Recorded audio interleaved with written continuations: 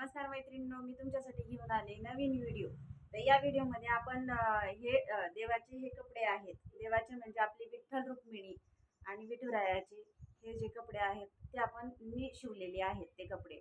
तर मुनिया जी पैठणी आहे त्या मुनिया पैठणीची पूर्ण एक सेट पूर्ण बनलेला आहे। तो रुक्मिणीची नऊवारी आणि विठुरायाचा धोतर पंचा तो आणि सदरा हे अशा पद्धतीने बनवलेले आहेत। इतके सुंदर असे बनवलेले आहेत। तर मी तुम्हाला एक एक व्हिडिओ एक एक कपडे दाखवते शिवलेले।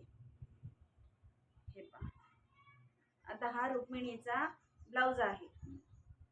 तर त्याला आता सध्या आपल्याला गोपीबाईची वगैरे अशी फॅशन आहे। मग आपल्याला जर फॅशन आवडते तर आपण देवांना का फॅशन करू नये।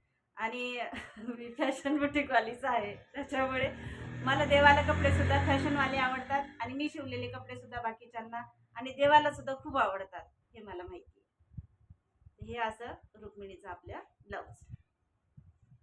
त्याच्यानंतर ही रुक्मिणीची नऊवारी साडी, ही आपली मस्तानी साडी आहे। ही मस्तानी साडी अशी तयार केलेली आहे। त्याला पाठीमागून आपला काष्टा आहे। त्याच्यानंतर हा पदर सुद्धा मोठा काढलेला आहे, म्हणजे जेणेकरून तो डोक्यावरून घेऊन सुद्धा पुढे येईल असा मोठा पदर ठेवलेला आहे। अशी ही रुक्मिणीची नऊवारी।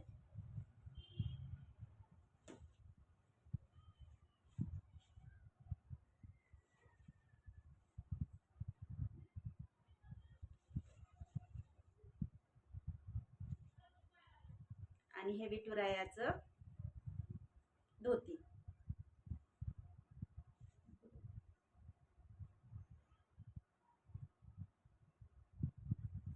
जसं आपण एखाद्या श्रीकृष्णाच्या मालिकेमध्ये वगैरे असं जे पाहत असतो ना, तशा पद्धतीने हे धोती तयार केलेली आहे। तर ही विठुरायावर खूपच छान दिसते। हा विठुरायाचा पंचा आहे जो गळ्यामध्ये आणि विठुरायाच्या हातात असतो।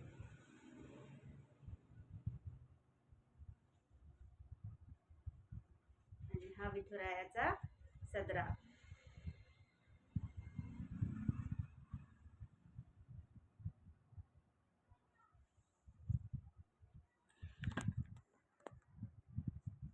विठुरायाचा सदरा मी असा दाखवते। त्याच्यामध्ये या त्यांच्या मनगटापर्यंत बाह्या,